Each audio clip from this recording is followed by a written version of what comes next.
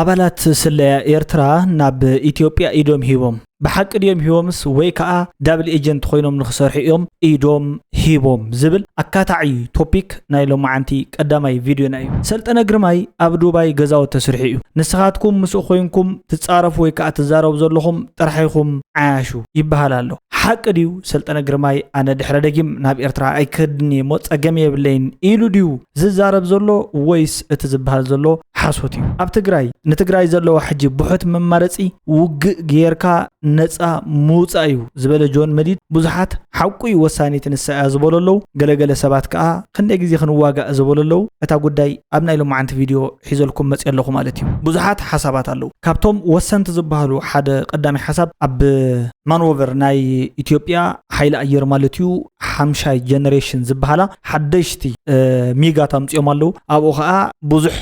በዓል ስልጣን ወይ ከዓ ብዙሓት ሰብ ስልጣን ዝተረኸብሉ ዝተዋሃበ ዘረባ ኣሎ እቲ ዘረባ ንሱ ክትሰምዑ ይኹም ወይ ከዓ ተዘረባስ በአግባቡ ክትርድኡ ይኹም ማለት እዩ ናብ ናይ ሎማዓንቲ ቪድዮ ክንሰግር ከለና እዚኦም ኩሎም ዝሓዘ ቪድዮ ኮይኑ እቶም ወሰንቲ ዝበሃሉ ቶፒካት ሕፅር ቢለ ከትከት ጌረና ባኻትኩም ዘብጽሓልኩም ከዓ ነሽደን የምሳይ እንድሕር ዳጸኒኹም ነስ ቻነል ሰብስክራይብ ግበርኢኹም ወል ነባራት እንተኮይንኩም ሪኢቶስ ካሃቡኒ ነባራት ኮይንኩም ሪኢቶ ዝቡኒ ክቡር ሓው ሚድያታትና ከምዝ ኸማኻ ንቑሕ ዘጋናዝብ በዓል ራእይ ጸቢብነት ዘየእንግድ ተባዕ ሩማት ቃላት ወዘተርፈ እንተዝመርሕዎ እዚ አንፈቱ ጠፊእዎ ዘሎ ሕብረተሰብ ናብ ቅኑዕን ዝዕርዮን አንፈት መምርሐ ነይሩ ስለዚ ቀጽለልና አእዛና ደስ እንዳበለና ንሰምዓካ ፍጹም አበደ ፍስሃ ዝሃበኒ ሪኢቶ እዩ ማለት እዩ በጣዕሚ ይቀንየለይ ክብረት ይሃበለይ ሓወይናተይ ማች ላቭ ማች ሪስፔክት ፍጽሓወይ ማለት እዩ አሜዚንግ ዝኾነ ሪኢቶ እዩ ማለት ሎ ማዓንቲ ምስ ጫማይ ዝሕድር ሪኢቶ ደስ ባህሊ ዳንስ ዊዝ ኤደን ወይለከይ ዳንሰኛ እወ ንዝኾነ ዝተጨወየ ድምጺ ንኹን ነው ድምጽ እንድሕርዳተ ዘይኮይናዮ ጽባሕና ባና እዩ ክመጽእ ዝዓይነቱ አዘራርባ ተዛሪባ ዘላ ዳንስ ዊዝ ኤደን ንደንስካ ምስ ኤደን ማለት እዩ ዳንሰኛ ዳንሰር ሺ ዳንሰር ራይት ጆን ክሊፍ አይተሽደን አነውን ኳሊቲ ሰዓቢኻ ግን ንስኻ ሐቅ ስለዝ ነገርካ ነትናተይ ሐቂ አይተቀበሉን ስለምንታይ ሐሳድ ትግራዋይ ስለዝኾንካ ሕጂ አነ ሐሳድ ትግራዋይ ስለዝኾንኩ ናይ ጆን ክሊፍ ሪኢቶ አይቀበሉን ዘለኹ ሐሶት ጽቡቕ ሪኢቶ ንዓይ ተች ዝገብር ልበይ ዝትንክፍ ሪኢቶ ጸሓፍ ተዘይተቀበልዮ ዛሪኢቶ ዚኣስ ንምንታይ ዘይተቀበልከ ኢልካ ውቀሰኒ ሸዓ ማለት እዩ ሽዑ ተወቂስካን አነ ጽቡቕ ርማት ይኽበካ ወላ ሓን ጸገም ይብል መርየም ኑር ሕስየን ብጣዕሚ ጽቡቓት ሪኢቶ ያጽሕፈለይ እስከ ንውሕ ዝበለ እዩ ሕጽረቢለ ኸንበበሉ ጥራሕ ብቕንዕና ይሓግዙና እምበር ብቐዳምነት ብቕንዕና ዝሰርሕ ደሎ ናብሩኣ ጸጊዑ ውፉይ ወድና መሰጋገር ህዝብና ኣብ ዓለም ፋሒለሎ ደሎ ክንደይ ምሁርን ፈላጥን ዓዳኣትዩ ብሕጊ ተመሪጾም ምምሕዳር ከጸግመና ማይቀጠነ ገዲፍኩም ንኹልና ዝኸውን ጥቕሚ ብሕጊ ሰርሑ ህዝብና እኳ ዓመታት መራሒ የብሉን በጀካ ጨፍጫፊ ብሕጊ ሃይማኖት ተቐይሩ ነብሱ ዝመራሕ አየናይ በትግራይ ተተሓሊፉ ሓጋዚኸ አይምደለየን ህዝብና ንዝቆንቆና ዓማጺ ከአሊ ንታንኪኡ መንእሰይና ብቁምብላ ኢድ ዘኣትዋ ነይሩ ሕጂ ደኣ ውዲት በዚሕ ወንበር ረቢ ይኹን ምስትውፅ ህዝብና በዓል ሓቂ ሽደነይ ሰላም ጽቡቕ መልስ ትህቦም ኣለኻ ዕድመን ጥዕናን ይምነየልካ ሽደን ወደይ ከማኻ ይብዝሑ ዝብል ሪኢቶ ከዓ ካብ መርየም ሽደን ወደይ ስለዝበለትን ካብ መርየም አደይ ማለት መርየም ኑር ሕስየን ዝሃበትን ሪኢቶ ሶ ብዙሓት ሰባት እሲ እቲ ሓቂ ዳኣ ተሳኢኑ እቲ ናይ ምምራሕ መን ሞ ከሂቡና መን ሂቡና ሓደሲ ወይተር ትፈልጢኹም መሳሰይ ሕጂ እንታይ ኣሎ ኢልዎ ዝኾነ ጋሻ መጽዩ ማለት ኩሉ ነገር ኣሎ ቅቅለሎ ጥብሰሎ ገለሎ እንዳበለ ጸንሑ ፓስታ ኣሎ መኮሮኒ ኣሎ ገለልወስ ዝቅቅል ከመይ ጥዑም ዶ ገለልወስ አበይ ጥዒምና ኢሉ አበይ ጥዒምና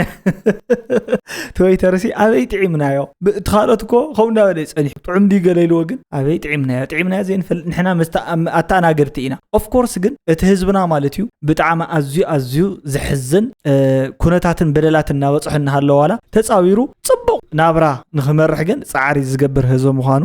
ኩሉ ግዜ ተየድንቑ ከይሓልፍን ቅድም ቀዳድም እዞም ክልተ ሕዋት ንስማዕ እዮም ስዋ አንሰቲን ላምሽ ንኸይድ ኣብቲ ማዓስከር ዋይ ብስሩማ ሻዕውያማ ማዓት ቅርሽንዮም ዋይ ንሕዋቶማ ውጭንዮም أو كلكم حوات دقني وي بتليو زحز ساعات احنا لو قدم نحنا عندنا قدامي دقوتنا نحنا هنا قدام الوزير تمومي اللي تايرخي وخلي زي سدت زي قدمي تسدي تلي الخهم وانت على الخامس تاي اللي سدت لزان رأى لنا هيوتي خونتي دي سدتنا في حراي ስደትና ብዘይ ፍልጠት እዩ ትብል ዘረባ ንኹሎም ሰባት እያ ተንኪፋቶም ዘላ ማለት እዩ ሕጂ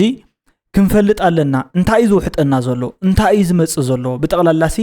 እቲ ዘሎ ዳይናሚክ ኢንቫይሮንመንት እቲ ከባቢናሲ ቶሎ ይለዋወጥ ኣሎ እቲ ዝልወጥ ዘሎ ነገራት ግን ክንፈልጠሉ ክነስተውዕለሉ ክንርድኦ እንዳኻልና እንሃለና ብዘይ ፍልጠት ኢና ንስደድ ዛስዋይ ከዓ ናብ ጸገም ንወድቕ ዘለና ዝብል ሓሳብ ኣለዎ መን እዝሓውና በዓል ነሽነሹን ካልኦቶምን መሊሶም ለለው ክንሰምዑ ኢኹም ፍልጠት ዝበሃል ይብሉን ብሓፂሩ ሓደ እንታይ ዓይነት ብድሆ ይፅበየና ዘሎ ንምንታይና ናብኡ ንኸይድ ዘለና ዝፈልጥ ኣዝዩ ውሕድ ሰብ ንዑ ተዳልዩሉ ዝኸይድ ካልኣይ ደረጃ ኣብኡ እንድሕር ኬድካ እቲ ትደልዮ ዘለካ ክሰርሕ ዝኸይድ ዘለኹ ትብል ተኮይንካሲ ክትሰርሕ ኣብ ምስኣትኻሲ ስራሕ ክትረክብ ስራሕ ክቡኻቶም ዘስርሑ እንታይ የድልየካ ዝፈልጥ ሰብ የለን ከምታ ዝተወለዳ ካብ ኤርትራ መፂኡስ ሽዑ ከምታ ዘለዋ ኸ ኮን ሓንቲ ከይወሰኸ ትኽኢሉ ናብ ምዕራብ ክኸይድ እሞ ሽዑ ኣብኡ ከመይ ዝመሰለ ስራሕ ረኺቡ ክሓልፈሉ ይፅበ ሕጅስ ኣደናቂ እዩ ህፃናት ዲና ኮይና እንታይ እዩ ዝኸውን ዘሎ ክንዲዚ ህዝቢ ዶ ክንዲ ውዕሽ እዩ ኣነ ምእማን የንስእን እዚ ትቕሉ እንታይ ተሓስቡ ገለ ክትሓስቡ ክትክእሉ ለኩም እንተ ዳ ሓንሳብ ኣብዚ ቀዳማይ ዓለም ኣቲኻ ግን ብጣዕሚ ይኸቢድ ክብራት ተዓዘብቲ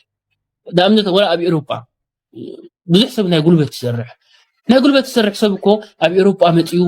ወረቐቱ ሒዙ ቋንቋ ተማሂሩ ሞያ ተማሂሩ ስራሕ ክሰርሕ ከቢር እኮ ዝፀልእ ሰብ የለን ግን ከምኡ ንክትገብር ዕድል የብልካ በቃ ካፍታ ኤውሮጳ ንኣብነት ጀርመን ተዳኣቲኻ ካብታ ጀርመን ኣቲዋ ዝተባሃለ ነሽነሽ ስድርኡ ግድን ካብኡ ሓገዝ ዝፅበዩ ወይ ናትካ ቤተሰብ ወይ ኣሕዋትካ ብባሕሪ ብሊብያ ገለ ይመፁ ክትሕገዝ ክትል ኣለካ ቤተሰብ ንዓኻ ይፅምተካ እምበር ንፅኢልካ ዓመት ናይ ወረቐትካ ገለ ክትወሃብ ይስብዎ ዓመት ቋንቋ ክትፅምዕ ድሓን ናይ ጀርመን እንታይ ውሕድ ኢኻን ዘለዎ 3 ዓመት ሞያ ክትምሃር ጠቕላላ 5 ዓመት ኣብ ጀርመን እትው ኢልካ መንግስቲ ኩሉ ክሽፍትልካ ክእል እዩ ክሳብ ስራሕ ትጅምርሲ መንግስቲ ክሕግዘካ ክእል እዩ ግን በተን መንግስቲ ዝበካ እንዳተምሃርካ ንስድራ ክትሕግዝ ኣይትኽእልን ኢኻ ስለዚህ ትሽግርታ እዩ መብዛሕትኡ ሰብ ስለዝጎቶ እዩ እመኑኒ ብዙሕ ሰብ ኣነ ዝፈልጦም ኣለው ሞያ ክመሃሩ ጀሚሮም ዓመት 2 ዓመት ምስ ተምሃሩ ከይወድዋ ገለ ሽግር ናይ ስድራ የጋጥሞም በቃ ናይ ስድራ ሽግር ክፈትሕ ኢሎም ኣፍታ ስራሕ ናይ ጉልበት ይኣትዉ ሓራይ ትክክለኛ እዩ ናይ ክልቲኦም ሰባት ትክክለኛ ዘረባ እኮ እዩ ኣብ ዝተፈላለየ ግዜ ክግበር ዝኽእል ኣብ ዝተፈላለየ እዋን ክትዛረበሉ ትኽእል ቶፒክ ምዃኑ እምበር ትዛረብዎ ዘሎ ናይ ክልቲኦም ቅኑዕን ግዜ ዝጠልቦን እዩ እቲ ሓደ ሓው እንታይ እዩ ዝብል እቲ ንሰርሖ ክንፈልጦ ክንክእል ኣለና ናበየናይ ዓለም ንኸድ ኣለና ዝብል ኣቐዲምና ነውሃው ክህልወና ክእል ኣለዎ ርዲኢት ክህልወና ኣለዎ ብዘይ ፍልጠት ክንስደድ የብልናን እንተገለደ ሓበሬታ ክህልወና ኣለዎ ኣብቲ ቦታ ንሱ ኸይደስ ስራሕ ክረክብ ይኽእል ድየ ከምኡ ዓይነት ከምቲ ዝደልዮ ኣነ ስራሕ ብከመይ ዓይነት ሰብ እዩ ዝረክብ ዝብል ቅድመ ርዲኢት ክህልወና ኣለዎ ወይ ከዓ ክነገናዝብ ኣለና ዝብል ናይ ዝሓውና ዘረባ እዩ ናይ ነሽነሽ ከዓ ኩሉ ሰብ ተማሂሩ ጽቡቕ ኮይኑ ናይ ዋይት ኮላር ወርከርስ ዝበሃሉ ማለት ሲ ርስሓት ዘይብሉ ሓመድ ዘይብሉ ወዘተ እቲ ኩሉ ሰብ ክሰርሖ ዝምንዮ ዓይነት ስራሕ ኣለኩም ዶ ምስፅሬትካ ሓሊኻ ብዙሕ ተጨማለቕካ ነገራት ንክትሰርሕ ትፍትን እሞ ግን ኣይኾነልካን ምክንያቱ መንግስቲ ናብዚ እንድሕር ደኣ ክትምሃር ኮይንካ ዝተወሰነ ገንዘብ ክህበካ እዩ ንሳተ እናበልዓኻ ግን ጥራሕ ክትምሃር ኣይትኽእልኒ ኢኻ ምክንያቱ ስድራኻ ባኻ ይፅበእ እዩ ንዕኡ ክትብል ዝጀመርካዮ ስራሕ ናብቲ ስራሕ ሓንሳብ ምስኣትኻ ንዕኦም እንዳለኣኽካ ንባዕልኻ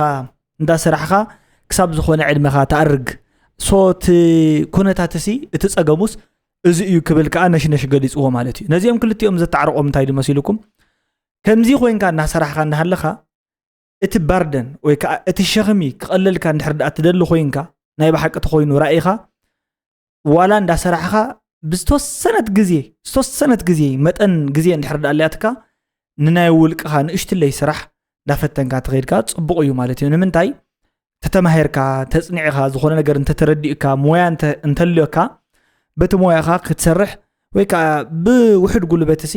ብዙሕ እታወት ክትረክብ ትኽእል ኢኻ ኣብ ዓለምና ከምኡ እዩ ዓበይቲ ማናጀራት ዋላ ሓንቲ ኣይሰርሑን እዮም እቲ ዴይሊ ሌበር ዝበሃል ወይ ከዓ መዓልታዊ ዝሰርሕ ሰራሕተኛ ይሰርሕ ትዝኽፈል ግን እቲ ዘተሓባብር ነቲ ስራሕ ኦርጋናይዝ ዝገብር እዩ ሞር ማለት እዩ እቲ ቶፒክ ፍልጠት ይሓትት እዩ ክእለት ይሓትት እዩ ኦርጋናይዜሽን ይሓትት እዩ ነዚኦም ኦርጋናይዝ ንክትገብር እንድሕር ደኣ ኮይንካ ክትፈልጥ እዩ ዘለካ ኣናእሽተይ ሞያታት ኣለውሲ ክንለምዶም ክንክእል ኣለና ኩሉ ሰብ ድማ ክመሃር ክእል ኣለዎ ሎሚ ኣብ ዩቱብ ኣሎ ኣብ ቻት ጂፒቲ ኣሎ ኣብ ዝተፈላለዩ ቦታታት ኣለዉ ከምኦም ዝኣመሰሉ ሓደ ሞያታት እውን ኣቐድምና ኣበልና ክንፈልጥ ኣለና ዝብል እዩ ካብ ሰልጠነ ናብ ደቂ ጋሽ ሰጊሮ ለዝሓውና ማለት እዩ እንታይ እዮም በዲሎሞ ኣብ ዱባይ ዘይተኣደነ ገዛ ኣለዎ ሰልጠነ ዘይተኣደነ ኣብ ገዛ ዱባይ ኣለዎ ኤርትራ ተፀረፈ መንግስቲ ተፀረፈ ሕብረተሰብ ተፀረፈ ተዋሳእቲ ተፀረፈ ሰብ ተፀረፈ ከነግረካ ኣብ ዱባይ ገዛ ሰሪሕሎ ንስኻ ዕዳ ጥራይ ዘለካ ዕቑቢት ወዲ ጋሽ ባርካ ዕዳ ጥራይ ዘለካ ዕዳ ናይ ገንዘብ ጥራይ ኮነን ዘለካ ዕዳ ናይ ሓንጎል እውን ኣለካ ኣይነቕሓኻ እንደለኻ ዕዳ ናይ ሓንጎል ኣለካ ዕዳ ናይ ሓንጎል ክትመሃር ኣለካ ክትስእ ኣለካ ኣብ መስተ ተዓሊልኩም ኣይተባዕሉ ዞም ጋሽ ባርካ ኣባላት ስለያ ኤርትራ መስተይቶም ዝሑ ጽቡቕ እዩ እሺ ሜሮን ኣባላት ስለያ ኤርትራ ናብ ኢትዮጵያ ኢዶም ሂቦም ብርክት ዝበሉ ኣባላት ፀጥታ ወይ ኣባላት ስለያ ኤርትራ ንኢትዮጵያ ኢዶም ከም ዝሃቡ ማለት እዩ እዞም ኣባላት ፀጥታ እዚኦም ድማ ብዙሕ ተዓፋፊ ምስጢራት ሒዞም ከም ዝኣተው ገለ ዝብል ኮሚኒኬሽን ናይ ካልእ ብምሉእ ስርዓታት ኔትወርኪንግ ካልእ ሓበሬታ ሒዞም ኣትዮም ኣለዉ ዝብል እዩ ሕጂ እዞም ኣባላት ስለያ እዚኦም ኦፖስ ንመንግስቲ ኤርትራ ተቃዊሞም እዮም ድማ ናብ ስርዓት ብልፅግና ኢዶም ሂቦም እዩ ዝብል ዘሎ ማለት እዩ ስለዚ በዚ መንፅር እዚ እንተሪእናዮ ኣብቲ ፅሑፍ ከዓ እንታይ ዝብል እቲ ክብሳዕ ኣይክእልን እዩ ተባሂሉ ዝእመነሉ ናይ ኤርትራ ትካል ፀጥታ ወይ ከዓ ድሕነት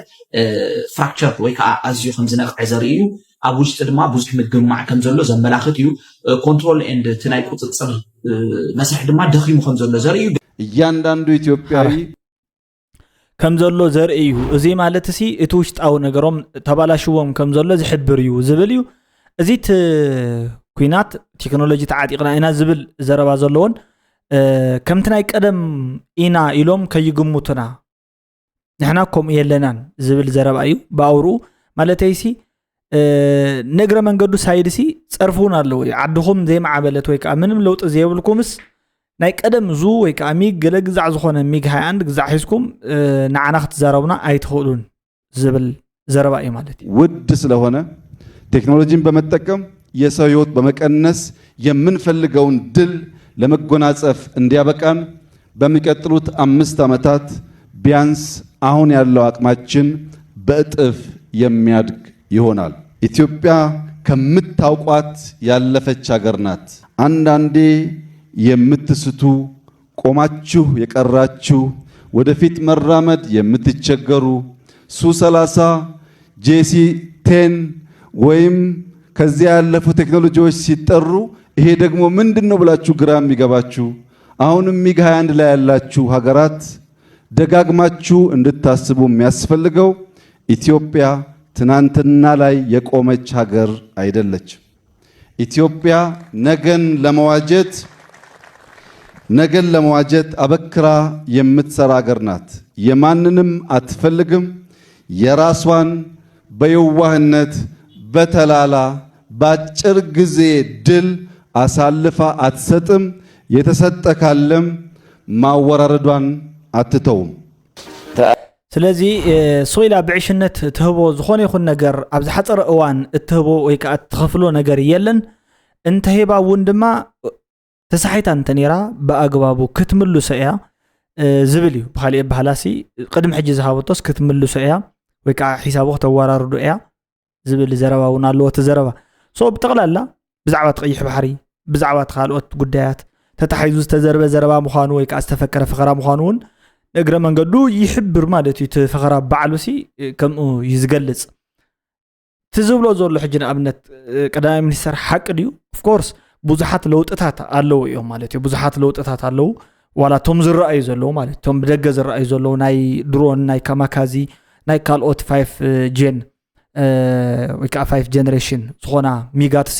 ብጣዕሚ ዓብዪ ለውጢ ኣብ ዓውዲ ኩናት ከም ዘምፅኣ ይፍለጥ እዩ ማለት እዩ ሶኸምቲ ናይ ቀደም ደፊዕኻ ገለልካ ወዘተ ብዙሓት ነገራት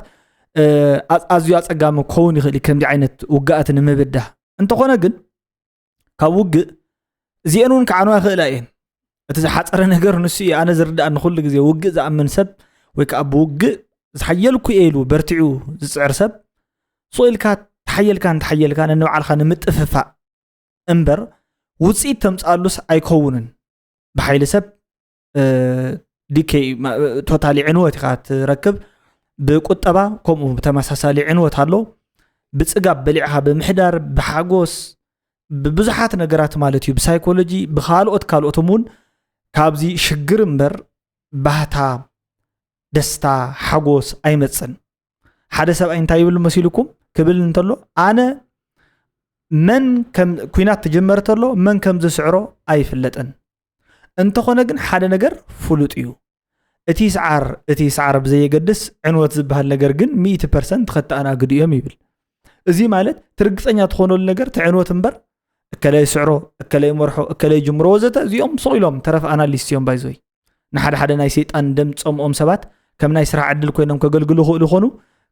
ክንዩ ናይ እዚ ጉዳይ እዚ ግን ኣነ እንታይ ኣዝብል ኩሉ ግዜ ትዕግስቲ ክትመርሕ እንተለካ ትመርሕ ኣለካ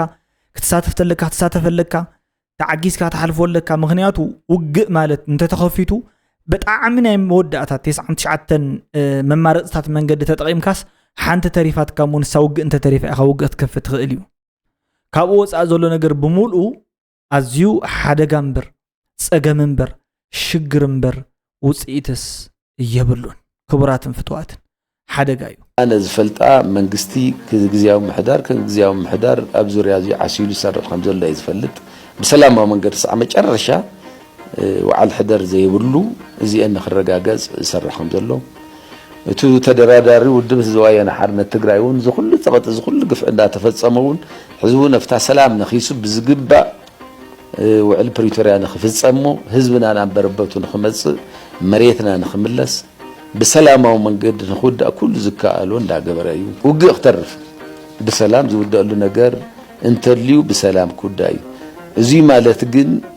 مود أتازي ولا تعجز تجن يهلو وعلى خمس خوينون جن تعجز انت توديو تأجم كيف التاريخ اليوزبل حسب يزلوا مالتي حقو خان تعجز خان تسأنيكا بزحات نجارات كموت خمس خوينيو نجرا من قدوز حبر لنا ويكا زقت سألنا زلوا صبو زربايو معرب حران موسى استدالو حيلي شراء يغني لنا بزي أصون معرب يرخبنا يبلع اللوزي هبيت كؤلوتات ايش مرتنا وعرسة أنا نساهم ما يترف نجيهم يترف انت جهري تاخذوني قوعيني جهر حمارة خاطئة يدخل من لشانا يدخل تصتانا يدخل تديهنا يدخل دتنا أقول نقوم لنا تدراي تسعر سلازي قريتنا نابق ألسكنا أطفل كلنا حقا نمزراب ساعة واصلنا كاوزي وصاقن ولا مزلم تلي شقاري زي ناي منقست شمونيا نايت ودو كادري زي بزخون عدل بزخون مخنيات أب حلاف النتن أب قدمي تسلفو واقان كفلن استقمت أي مسوات استدالو حيلي مسوات مالت بزح قزيه مسوات أمزي بهوت قال يكونن واقا مسوات واقا مخفال مالت دخام كتدكم كتسعر لكاس كتسئل روحات قاضي يكونس نروح حزو واقع تكفل كرتا يزبحل صبو حجي مسوات مالت ناي قدن موت زي كون يخيليو تايدا كتسعر كتلفع كتدكم وصيت كتمص قال زبليو زيهم كلهم ابتنا حجي زولو مسوات اندحر كوينو ابت حجي زغبر تخوينو توم زولوم زولو نساتوم يمبر تايدا هيوتي خاغتسن امبر تايدا اغري خاغتسن ايدي خاغتسن امبر تايدا خاغتسن نمنتا اينا حق اندا تزاربنا زين حلفوت نغرات اتحقسي نمنتا اينا مور تخرت زين غبرلو اي بحق زرباتات زين الزارب زوم قدم حجي استفطرو صقمات كلهم ابلع لمنسي وعيلم يم حجي منسي نزيهم قيرو ناي عوت لوط خمص اندحر دا خوينو كم بحدش يسرح زلو كم بحدش يسرح قبل كلو خطاي مالتي ناي تكنولوجي مهزوتات ناي دخلت مطفع سرحتي ناي تمرت مسحف سرحتي اكسبانشن وزت زبال نغرات انتسرحو زي مالت توفاينت صعري اذا حتى كازو لمبر مسوات اغر مقراص كو اتليست سي حتى كان تغددغن دخام حمام طميت وزت حتى كاخديو تبل تخيليها بانصارو غن تاوق قدم حجون وقي اني راح جون تتحزت ولا حنتي انا من مزريو تبزبل ناي تكنولوجي وصيتات كواس ابزيلو العدينا نواغا نحنا حجب سيمانوس كوين كاتا اكيب كا هيومان ويفز بحال معبلنا يدق سبات بوزت اندا غبركا خنفنصحو إنا اندا بلكا بوزحات ክብ ዓፅዋ ወዘተ እንዳተባሃለ ብዙሓት ነገራት ኣብ ዝግበረሉ ዓዲ ዘመን ሞኻኣ ቴክኖሎጂን እሽለ ምጽኢሉ ሲ ነዚ ኩሉ ነገርካ ሩዊን ኣብ ዝገብረሉ ወይ ካብ ዝዕንወሉ ዘበን እቶም ዘረባታት ብውሕሉል ኣግባብ እንተተዛሪብካዮም ጥራሕዮም ትክክል ዝኾኑ እምበር ካብ ወፃኢ ክሕሰበሎም እዩ ዘለዎ እየ ዝብል ኣነ እየ ተረዲእኩም ኣሎ ንምንታይ ከም ዝበልኩ ኣርቂ ቀቢለን ንምቋም ኣይኮነን ሓሳቢ ግን ከምዚ መስዋዕትን ክትከፍሉ ክበሃል ከሎሲ ናይ ግድን ሞት ኣይኮነን ግድን ሞት እያ ኣብዚኣስ ሞት እያ ዘላ እምበር ካልእ ዋላ ሓንቲ ነገር የብላን ናይ ግድን ህይወት ተኮይና እሞ ከዓ ሞት ንሞታ ገለገለ ኣሲ ብስሩ እውን ማለት እዩ ሻዕብያን ምድሓን እውን እያ ሓንቲ ሞት እዚኣታ ግልፂ ሞት እሳ እያ ስኢላ ክልተ ሞት እያ ነግረ መንገዳ ምክንያቱ ጥዑይ ዝሰርሕ ተዝኾኑ ነይሩ መንግስቲ ሻዕብያ ቶም ናቱ ሰራዊት ኩሎም ከድሕንዎ ነይሮም ናቱ መንእሰይስ ከድሕኖ ነይሩ ንኤርትራስ ከድሕናስ ድልው እዩ ማለት እዩ መንእሰያታ ግን እቲ መንግስቲ ጥዑይ ስለ ዘይሰርሕ ዘሎ ካብ ዓዲ ስለ ዘባረሮም ንዕኡን ከድሕንዎ ይደልዩን ንባዕላቶም ከድሕኑ ጥራሕዮም ዝጓዩ ዘለው ፈቆደ ዓለም ማለት እዩ ሶ ንዕኡ ንክነድሕን መንእሰይ ትግራይ ክመውት እዩ ሰራዊት ውድብ ሕወሓት ንኸድሕን ሰራዊት ክመውት እዩ ማለት እዩ ሶ ኢሉ መንእሰይስ ክመውት እዩ ድሓነት ኣይ ድሓነት ምንም ኣይትሰርሕን ሕጂ ኣብዚ ሕጂ እዋን ከም ዝረኣናያ እንድሕር ዳ ኮይኑ ቅድሚ ውግእ ከምኡ ከምዚ እንዳበለት ነይራ ማለት እዩ ሰኺራ ነይራ ካብኡ ንቅድሚት እንድሕሪት እንዳበለት ተመንእሰይ ትድሕን መሲልዎ ተቃሊሱላ ነይሩ ህዝብ እውን ከምኡ ግን ኣይድሓነትን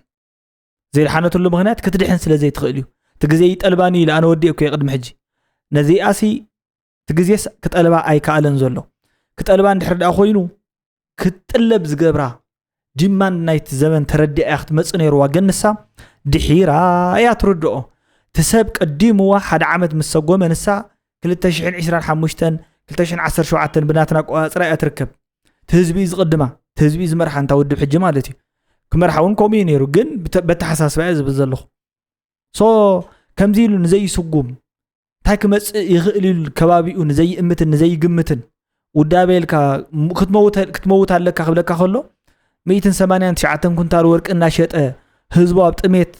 ዘቐመጠ ዝዓሰወ እንጀራ እናብልዐ ካሜራ እናቀረፀ 189 ወርቂ ብሕቡእ ዝሸይጥ ውዳቤ ይኹን ኣመራርሓ ወዘተ ሞተለይ እንተይልካ ሓጂ ትመውት ንዕኡ ክትመውት እንድሕር ዳ ደሊኻ ሰናይ ይግበረልካ እያ ዝብለካ ኣነ ሰናይ ሞት ኣነ እውን ክመውት እኮ ሓደ መዓልቲ ግን ኣነ ንከምዚ ዓይነት ሞት ግን ሕጂ ትፅቢት ኣይገብርን ንሕልናይ ማለት እዩ ብስሩ በቃ እዚ እሱ ኢሉ ናይ ክሳራ ሞት እዩ እቲ ሓቀኛ ሞት ዝበሃል ሞይቶም ሞኦም ቆሲሎም ለለዉ ንዓቶም ምሕጋዝ ንዓቶም ናብ ንቡር ኩነታቶም ምምላስ ንዝተፈናቀሉ ህዝብታት ሕጂ እውን ናብ ኩናት እንድሕር ኣቲኻ ብኩናት ተፈናቂልካስ ብኩናት ክንምልሶም ኢና ኢልካ ምሕሳብ እዚ ንእሽትለይ ግልባጥ ስለ ዝኾነ ናይ ዲፕሎማሲ ስራሕ ፌል ስለ ዝገበረ ኩናት ዋላ ተገበርካ ለውጢ ስለ ዘይመጽእ ባህላ እየ ማለት እዩ እዚ ነዊሑ ኣመና ኣብ ሽረ ዝተገብረ ነገር እንታይ እዩ መሲልኩም ሲያናይድ ዝበሃል ኣሎ ሲያናይድ ካ ማዕድን ናይ ሙፃእ ስራሕቲ እዩ ወርቂ ክሕፀብ እንተሎ ወይ ከዓ ብባህላዊ ትራዲሽናል ጎልድ ኤክስትራክሽን ዝበሃል ኣወፃፃ ወርቂ ሓደ መንገዲ እንድዩ ክትወፅእ ከለካ ቀደም ሓመድ ኢኻ ትፍኑ ወይ ከዓ እንዳሓፀብካ ዓዲ ትጉሕጉሕ ማለት እዩ ሕጂ ከዓ ካብዚ ብዝገደደ መልክዑ ነቲ ወርቂ ብዝተፈላለዩ ጉዛው ዝሕፈት ዝበሃል ኣካይዳ ሰራርሓታት ኣሎ ማለት እዩ ፍራክሽናል ዲስቲሌሽን ወዘተ ገለ ዝበሃል ምሽ በሆም ዓይነት መንገድታት እዩ እንዳተፃረየ ዝኸይድ ትወርቂ ማለት እዩ ብዙሓት እዮም ካብኣቶም ግን ሓደ ኬሚካል ኣሎ ሲያናይድ ይበሃል ነቲ ወርቂ ሕጂ ሞር ነቶም ካልኦት ነገራት ምስቲ ወርቂ ንምፍላይ ነቲ ወርቂ ኣፈሳሲ ንምቕያር ዝጠቅም ነገር ኮይኑ ልክዕ ካብ ካልኦት ነገራት ንምፍላይ ደንሲቲኡ ሃይ ስለ ዝኾነ ትጥቀመሉ ኬሚካል እዩ እዚ ኬሚካል እዚ ንሓዋሩ እዩ ላይፍ ሎንግ ማለት እዩ ዕድሜኻ ሙሉእ ካብቲ መሬት ዘይጠፍእ ኣብ ዕፅዋት ኣብ በረኻ ኣብቲ እዋም ኣብቲ ገረብ ሽግር ዝፈጥር ኣብቲ ማያት ሽግር ዝፈጥር ሞት ማይ ከዓ ንእንስሳ ንሰብን ንመስተ ኣብ ትሕቲ መሬት ዘሎ ኣብ ከርሰ ምድሪ ዘሎ ማይ ከምኡ ኣብ ሰርፌስ ኦፍ ደ እርዝ ዝርከብ ላዕሊ ቃላይ ገለገለ ዝበሃል ነገራት ብምልኦም ሽግር ዝፈጥር ኣብቶም ኣትክልቲ ሽግር ዝፈጥር ኣብቲ ከባቢ ኣየር ከዓ ብጠቕላላ ሽግር ዝፈጥር ንምንታይ እቲ ሓመድ ብንፋስ ይብተን ኣቦራ ይኸውን ማለት እዩ ሶ ኣብ ኣየር ምስ ፀንሐ ክረምቲ ክመፅእ ከሎ ኣሲዲክ ሬይን ዝተፈላለዩ ኣዕነውቲ ዝኾኑ ህንፃታት ዝስንጥቁ ዘበላሽው ነገራት ዝሰርሕ እዩ እዚ ኩሉ ይግበር ኣሎ እዘን ኩለን እንስሳት ኣብ ሽግር ይወድቃ ኣለዋ እቲ ዓዲ ንሓዋሩ ማለት እዩ እኳ ተወዲ ዓዲ በሊዕዋ ከይመውትሲ 189 ኩንታል ወርቂ ንደገ እንዳተሸጠ ኣብ መወዳእቱ ተወዲ ዓዲ ከዓ ኮሮንሸ እንዳበልዕና ዓለም ብካሜራ ተቀሪጹ እንዳለመነ እዚ ከምዚ ዓይነት ነገር ዝፍጠረሉ መሬት ክኸውን የብሉን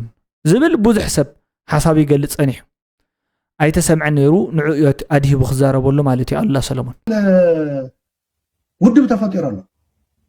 ኣብ ሽረ ትደፍኦ ዘለኹም ኬሚካል ዓዲ ይጥፍእ ኣሎ መንነት የብርስ ኣሎ ሽረ ነበረ ክበሃል ህዝቢ ሽረ ነበረ ኣብዚ ሽረ ዝበሃል ደቂ ሽረ ዝበሃሉ ነይሮም ኣብዚ ቀደም በዓል ብርሃነ ነጋሽ ዘለውዎ ናይ ዓሌትን መውስወን ውዳበ መፅዩ ኬሚካል ደፊኡ ወርቂ ክኣርብ ወርቂ ክሰርቕ ኣጥፊእዎም ተባሂሉ ክንገር ሶ ሽረ እዚ ከይመፆም ሽረታ ኢሎም ተተደራጀው ኣይፈርደሎምን ንትግራይ ክጎዲ ይኽእል ዶ እወ ግን መን ፈጢርዎም ንሳቶም ይፈጠርዎን ዝፈጠርዎ በደልትን ጨቆንትን እዮም ኣብ ምንጭ ኣይኮን እቱ በደል ጽቡቕ እቲ በደል ጽናሕ ክንመጾ ኢና ሽረታይ ዓጋመታይ ወጀረታይ ወልቀታይ ወዘተ ዝበሃሉ ነገራት ከመይ ናብ ምንታይ መጽኦም መሲልኩም ሰብ መብዛሕትኡ ግዜ ኣየስተውዓሎን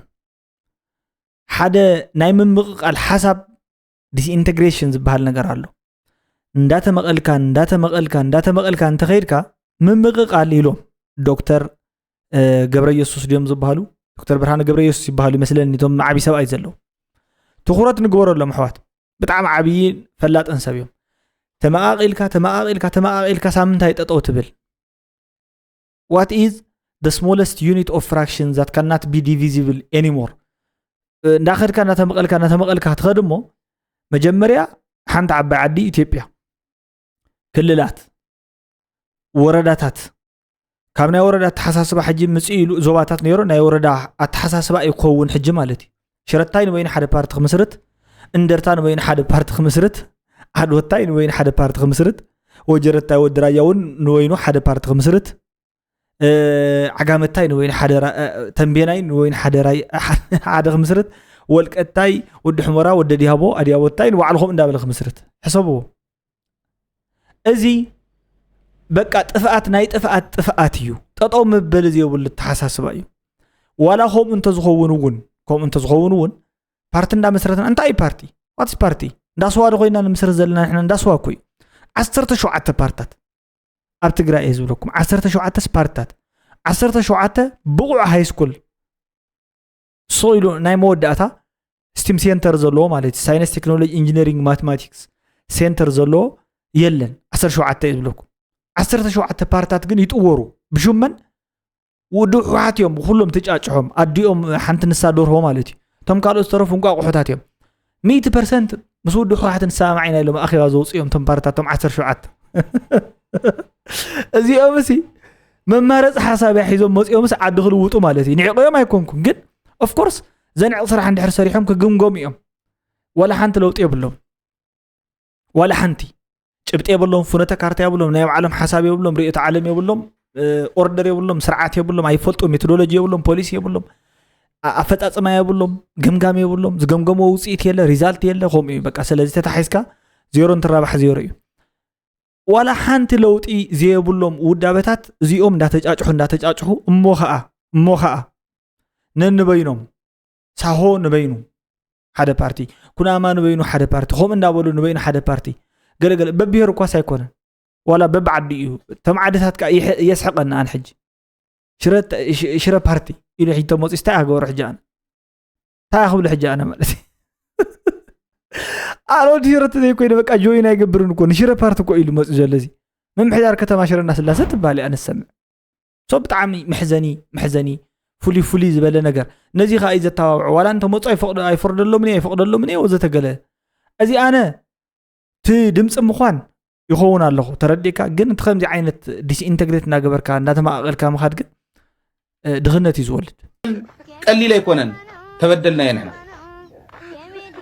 ሰራዊት ሻዕብያ ዘብፅሑ ኣብ ትግራይስ ቀሊል ኣይኮነን ክንከሓሓሶ ግን ኢና እሞ ተጋሩ ከዓ ፍሉይ መስዋዕትነት ከፍ ኢሎም ጀኖሳይድ ተፈፂምዎም ታሪኻዊ ስሕተት ተፈጢሩ እዚ ምስ ኮነ ድሕሪኡ ግን ለቢምና ተጋሩን ኤርትራውያንን ነዚዩ ብሕጊ ዓደቦና ፈቲሕና ብሕጊ ካሕሳውን ክሒስና ብስርዓት ክሒስና ሕጊ ዓደቦ እንድሕር ክሒስዎ ናብ ኣይሲሲ ዘይወሰድክዎ የብለካ ኣይሲሲ ኸድካ እውን ክሓስቦ እዮም ክበሃል ካሕሳቡ ኣምፀኻዮ ካሕሳብ ብልባዊ ረኽቢ ኣምፀኻዮ ሓደ ኸውን እዩ ናብኡ ኢና ንኸድ ዘለና 30 ዓመት ሓራይ ብልባዊ ርክክብና እንተተኸሓሒዝና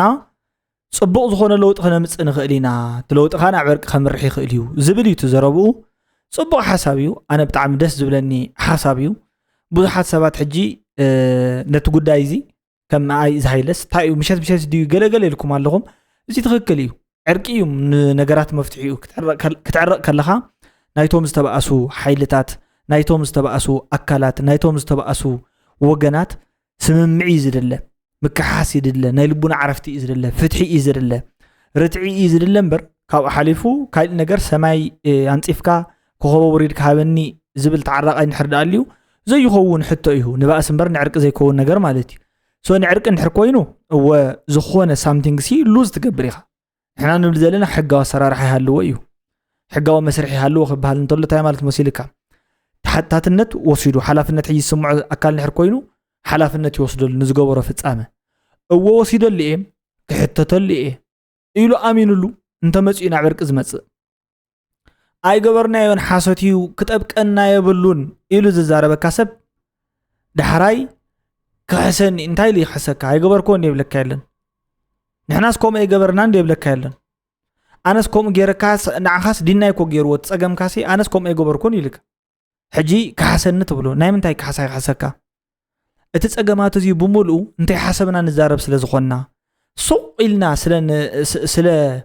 ንህትፍ ዘለና እዩ እምበር እንድሕር ሓሲብካ ትዛረብ ኮይንካ ብኣግባቡ ንዝርድኦ ሰብሲ እዚ ኣስቀላል ነገር እያ ማለት እዩ ይርድአኒ ኣሎ እዩ ኣነ ኣወል ስዒድ እንታይ ከም ዝብል ዘለስ ይርድአኒ ኣሎ እዩ ቆልዑድና ዓብይ ሰብኣይ ኢልዎ ከም ህዝቢ ሲ ክንስሓት የብልና እንታይ ይብለና ኣሎ መስልኩም ኣወል ስዒድ ዓይንኹም ዓምቱ ሓደ ነቶም ዝሕግዙኹም ዝፀንሑ ሰባት እውን ነቶም ዝሕግዙኹም ሰባት እውን ክሓድዎም ነቶም ቅድሚ ሕጂ ምሳኻትኩም ዝነበሩ ሰባት እውን ኣይትእመንዎም ብርጌድና ሓመዱ ወዘተ ገለ ዝበሃሉ ብልዓት ውዳቕ ገለ እናበለ ዛረቦም እውን ምንም ንዓኻትኩም ዝገበረልኩም ነገር የለን ንሕና ኢና ንበልፀኩም እዩ ዝብል ኣብዚ እኳስ ኣብዚ ጥራሕ ተሓቂ ተቐንዕና ታ ኢንተግሪቲ ትበሃል ገለ ነገር ኣብዚ እኳስ ትጠፍአላ ማለት እዩ ኣጥፊዋኩ ሓቂ እንድሕር ኮይኑ ናይ ሰላም ፅምዶ እንድሕር ኮይኑ ንሳቶም ፅምዶ ይብሉ ነይሮምሽ ሶንዓቶም እውን ከእትዎም ነይሩ እዩ ክሓቕፎም ነይሩ እዩ ምክንያቱ ኩለንትናኡ ሰላም ይደሊ እዩ ሕጂ ንሱ ዝደሊ ዘሎ ከለላ እዩ ፅላል እዩ ዝደሊ ዘሎ ንሳቶም ናይ ሂዩማን ሽልድ ኮይኖም ተዋጊኦምሲ ድፋዕ ኮይኖምስ ክሕልውና እዮም ተሰበኡ ተዳልዩ ዘለዎ መንእሰይ ብምሉኡ ሓረ 4000 እንዳሃብካ ኣነ እውን እንዳሓገዝኳ ወርቂ ቢሻ እናተሸጠ ወርቂ ምዕራብ እውን 189 ኩንታል ወርቂ ደናበያት ኢዳ እንዳተሸጠ 4000 ሓቦት መንእሰይ እሞ ይፅናሕ ዝኾነ መዓልተሲ ንዕኡ ድፋዕ ጌርና ክንዋጋእ ኢና እምበርትናቱ መንእሰይ ኣባሪርዎ እንዲ ዘየለ ከም ኣብ ዳዕሮ ዘሎ ኣዕዋፍ እምኒ ትደርብ የለን ከምኡ በቲንዎ ሰናይ ምሕዳር ስለ ዘይብሉ ማለት እዩ ሶ ነዚ ጉዳይ እዚ ብኣግባቡ ከረድአኩም ቀስ ኢለ ፈቲነ ተተረዳዲና ፅቡቕ ወይል ተዘይተረዳዲና ወላ ሓንቲ ሽግር የብሉን ክቡራትን ፍትዋትን ናይ ሎማዓንቲ ቪድዮ ነዚ ይመስል ለዋም ቅነ ክኾነልኩም ይምነ ቻው ደሕና ቀኒውታ ጉድ ላይት ደሕና ሕደርታ ሓዋተይ ማለት እዩ